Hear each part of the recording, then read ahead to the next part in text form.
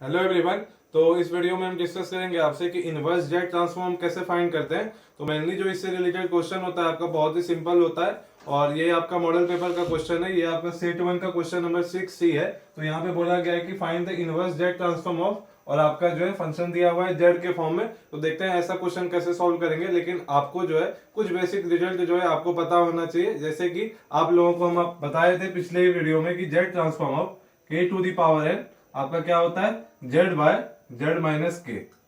तो अगर आप इसी को जो है उल्टा बोलिए या फिर इनवर्स कहिए, तो यहां से अगर आप लोग जो है inverse Z transform of z by Z minus k, ये आपका क्या हो जाएगा, के टू दी पावर एन।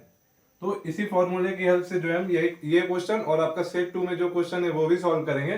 तो ये फॉर्मूला आप लोगों के ध्यान में होना चाहिए। अब हम क्वेश्चन पे आते हैं। तो देखिए सबसे पहले हम क्या करते हैं, जो आपका फंक्शन दिया हुआ है उसको हम क्या करेंगे, उसको हम मान लेते हैं कि let u bar of z equal to z square minus 20z by Z minus 2 into Z minus 3 into Z minus 4। ठीक है, ऐसा कंसीडर कर लिए। उसके बाद देखिए न्यूमरेटर में जो आप ध्यान दीजिएगा, तो न्यूमरेटर में से अगर हम चाहें तो जेड कॉमन ले सकते हैं और उसको आप एलएचएस वाले डिनोमिनेटर में भेज सकते हैं। तो यहां से जो है आपका u bar z by z equal to, ये आपका क्या हो जाएगा, ऐसा क्यों करते हैं अभी आप लोगों को पता चलेगा। तो ये इक्वल टू क्या हो जाएगा आपका जेड माइनस 20, क्योंकि देखिए यहाँ पे जब आप जेड कॉमन ले लीजिएगा तो इसमें एक जेड बचेगा और इसमें माइनस 20 इंटू 1 बचेगा। तो जेड माइनस 20 बचा न्यूमरेटर में, और डिनोमिनेटर में आपका Z minus 2 Z minus 3 into Z minus 4। अब देखिए आई थिंक आप लोग जब लैपलेस ट्रांसफॉर्म पढ़ रहे थे तो वहां पे भी इनवर्स निकालने के लिए हम लोग जो है क्या किए थे, वहां पे पार्शियल फ्रैक्शन का जो रूल होता था वो हम अप्लाई किए थे। तो जब भी आपका जो है u बार बाय जेड अगर आपका सेपरेट करने पे पार्शियल फ्रैक्शन जो आप इंटीग्रेशन में भी क्लास 12 में सीखे थे, अगर वैसा फॉर्म बन रहा है तो आपको जो अभी हम अप्रोच बताने वाले हैं उसी अप्रोच के साथ आपको क्वेश्चन को सॉल्व करना है। तो इसके बाद हम क्या करते हैं, लेट, आपको पता है कि जब भी ऐसा वाला फॉर्म रहता है, कहने का मतलब है some function divided by Z minus A into Z minus B into Z minus C, जब भी ऐसा फॉर्म होता है तो इसको हम पार्शियल फ्रैक्शन रूल से क्या कंसीडर करते हैं, equal to A by Z minus A plus B by Z minus B plus C by Z minus C. जो भी आपका ये यहाँ पे ए बी सी, यहाँ पे आपका कोई भी कांस्टेंट है, ये आप लोग आई थिंक जब इंटीग्रेशन क्लास 12 में पढ़े थे पार्शियल फ्रैक्शन की हेल्प से कैसे सॉल्व करते हैं, तो वहीं पे आप लोगों को बताया गया था।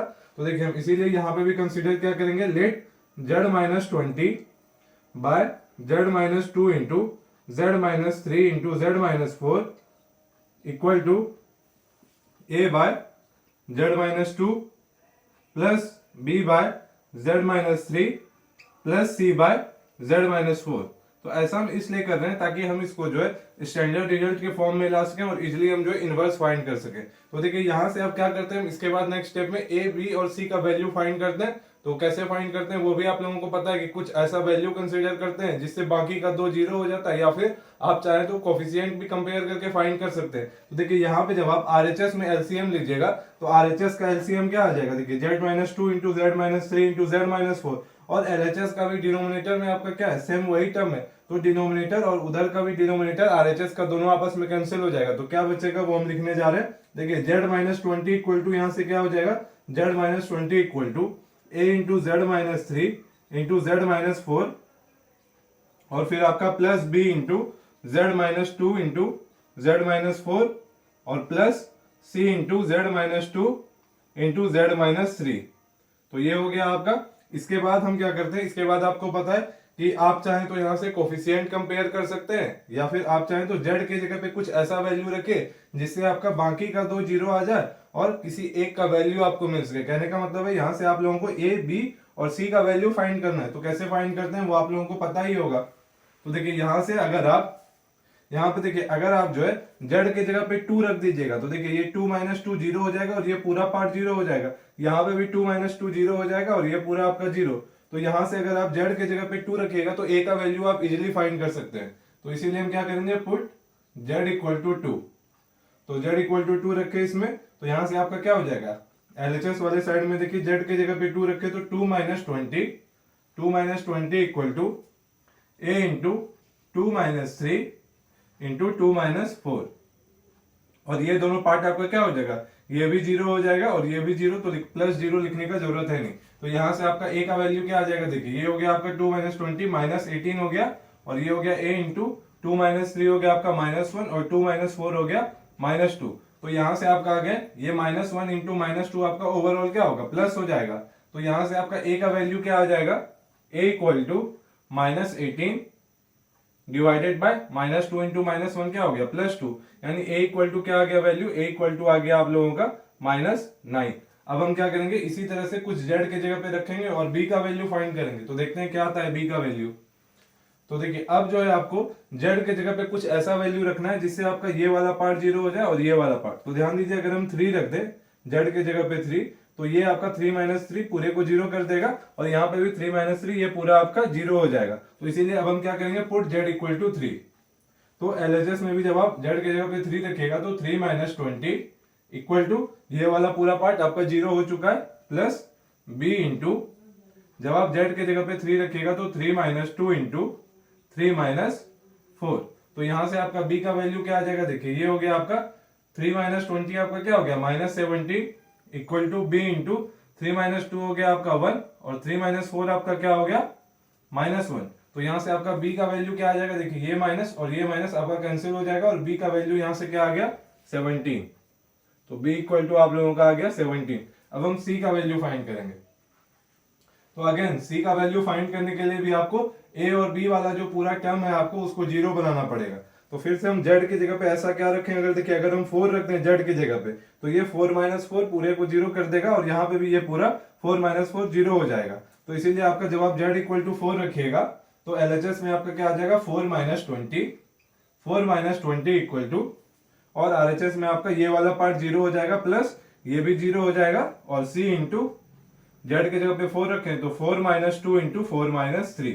तो यहां से c का क्या वैल्यू आ जाएगा, देखिए 4 - 20 हो गया आप लोगों का -16 इक्वल टू c इंटू 4 - 2 2 हो गया 4 - 3 1। तो यहां से c का क्या वैल्यू आ जाएगा -16/2 यानी -8। तो c इक्वल टू आप लोगों का आ गया -8। तो a b और c का वैल्यू आपका आ चुका है। तो अब देखिए आप लोगों का ये दोनों को जवाब आपस में कंपेयर कीजिएगा तो देखिए u bar z by z equal to ये इंटायर टर्म है आपका, और इसको जो है आपने क्या कंसीडर किया है ये वाला पार्ट, यानी u bar z by z equal to क्या हो जाएगा, ये हो जाएगा क्योंकि इसी को आपने इसका इक्वल कंसीडर किया है। बहुत ही कॉमन सेंस का बात है। तो यहां से हम डायरेक्ट लिखने जा रहे हैं u bar z by z equal to, जब आप इन दोनों को आपस में कंपेयर किए तो देखिए ये इसके इक्वल है और ये वाला इसके इक्वल है। ठीक उसी तरह जैसे हम बोलते हैं a इक्वल टू b और b इक्वल टू c है तो a जो है वो भी तो c के इक्वल होगा। तो ये दोनों भी आपस में इक्वल होगा, यानी इक्वल टू हम क्या लिख सकते हैं a बाई जेड -2। तो यहीं पे हम a का वैल्यू भी रख देते हैं। तो a आपका क्या आया है -9 बाई जेड -2, फिर प्लस b बाय जेड -3। तो b आपका क्या आया है 17। तो 17 बाय z-3 प्लस और क्या हो जाएगा c बाई जेड -4। c क्या आया -8 तो -8 बाय z-4। बाकी सारा पार्ट को इरेज कर देते हैं। तो देखिए यहां से जो है अब आपका ये आपका स्टैंडर्ड फॉर्म में आ चुका है, इसीलिए हम लोग क्या कहते हैं पार्शियल फ्रैक्शन का हेल्प लिए थे। तो यहां से जो है आप लोगों का u bar z equal to क्या हो जाएगा, u bar z equal to ये वाला जो डिनोमिनेटर में z था अब आप इसको अगेन RHS में भेज दीजिए तो ये न्यूमरेटर में सबके साथ मल्टीप्लाई हो जाएगा। तो ये आपका क्या हो जाएगा, देखिए -9 into z by z-2 plus 17 into z by z-3 और plus -8 into z by z-4। अब क्या कीजिए, आपने देखिए क्वेश्चन के स्टार्टिंग में u bar z equal to ये कंसीडर किया था और इसी का आप लोगों को क्या करना है, इनवर्स निकालना है। इसका इनवर्स निकालना यानी u बार z का इनवर्स निकालना। तो अगर अब हम दोनों तरफ इनवर्स लगा दें तो inverse z transform of u bar z ये इक्वल टू क्या हो जाएगा, पता है आपको कांस्टेंट जो है हमेशा वो आपका इनवर्स का साइन लगाइए या फिर नॉर्मल z ट्रांसफॉर्म का कांस्टेंट हमेशा आपका बाहर आ जाता है। तो इसको हम क्या लिख सकते हैं -9 into inverse z transform of z by z-2 plus 17 into inverse z transform of z by z-3 और सिमिलरली इसके लिए आपका -8 into inverse z transform of z by z-4। तो देखिए अभी जस्ट हम एक स्टैंडर्ड रिजल्ट बताए थे आप लोगों को इनवर्स z ट्रांसफॉर्म का, कि फिर से हम लिखने जा रहे हैं उसी हम फॉर्मूले का हेल्प से जो इसको सॉल्व करेंगे। तो देखिए आपको पता है कि z transform of k to the power n क्या होता है, z by z minus k। तो सिमिलरली अब आप इसको उल्टा कर दीजिए या फिर रिवर्स कर दीजिए। तो यहां से आप ये भी कह सकते हैं कि यहीं पे हम लिखने जा रहे हैं, इसका जो है इसका आप अगर इन्वर्स कर देते हैं तो ये आपका क्या आ जाएगा, k to the power n। उसी को बस हम उलट करके लिख दिए।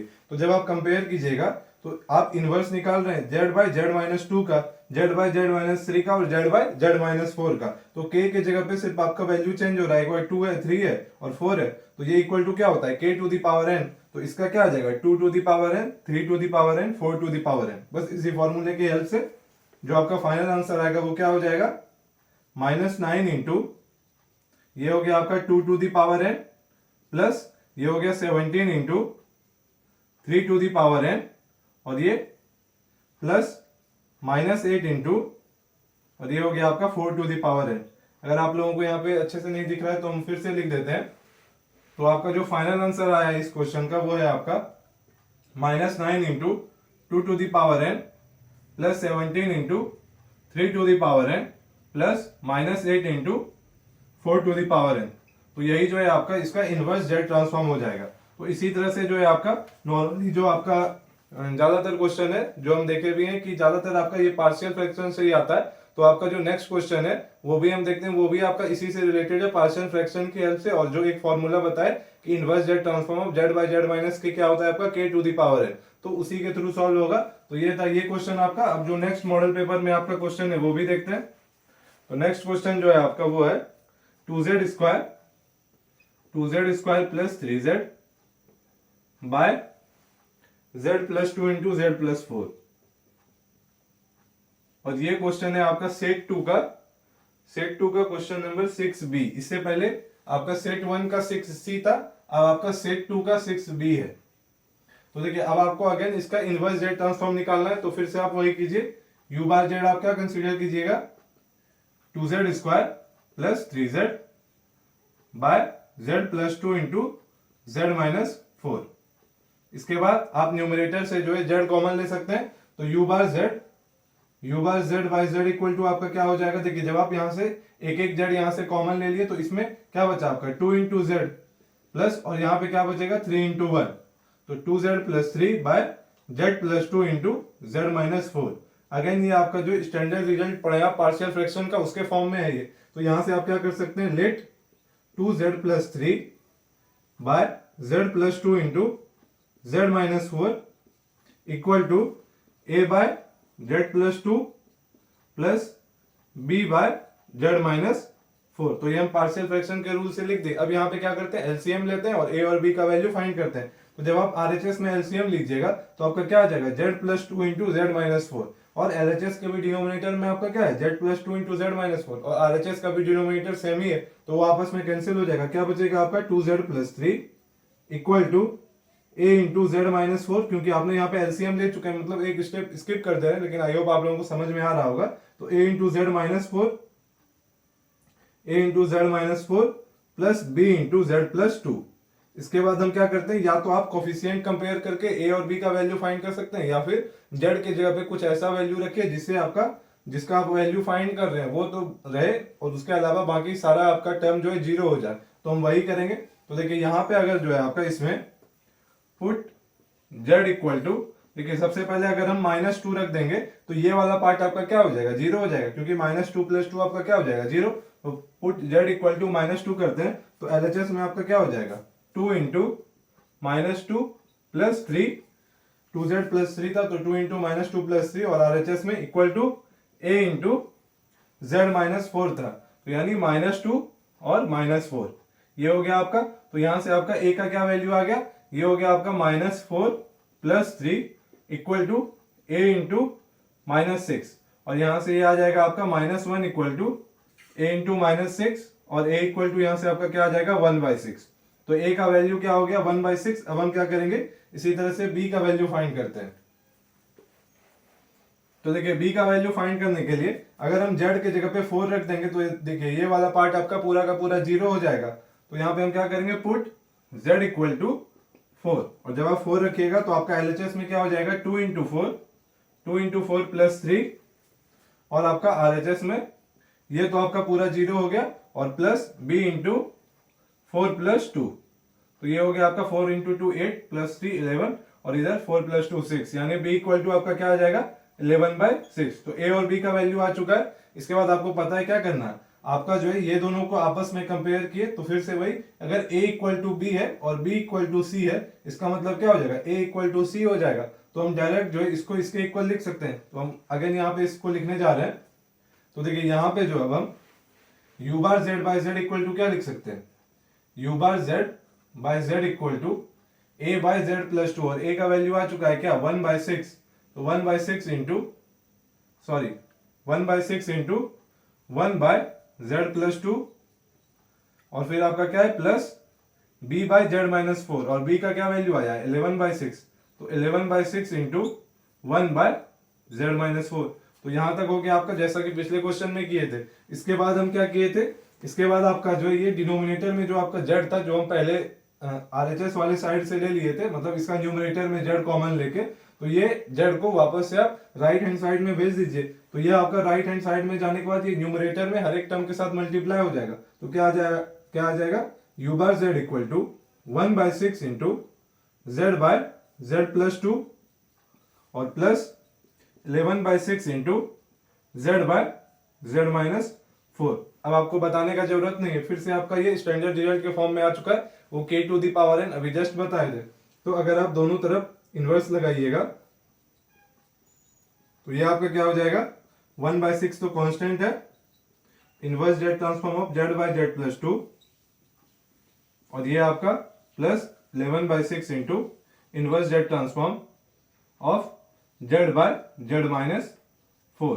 देखिए ये आपका स्टैंडर्ड फॉर्म में, तो ये जो भी आपका आता है k to the power n, बस यहाँ पे वो लिख दीजिए और इसको 1/6 के साथ मल्टीप्लाई करके plus 11/6 into 4 to the power n। तो देखिए ये जो z प्लस 2 है, इसको आप क्या लिख सकते हैं z माइनस ऑफ 2।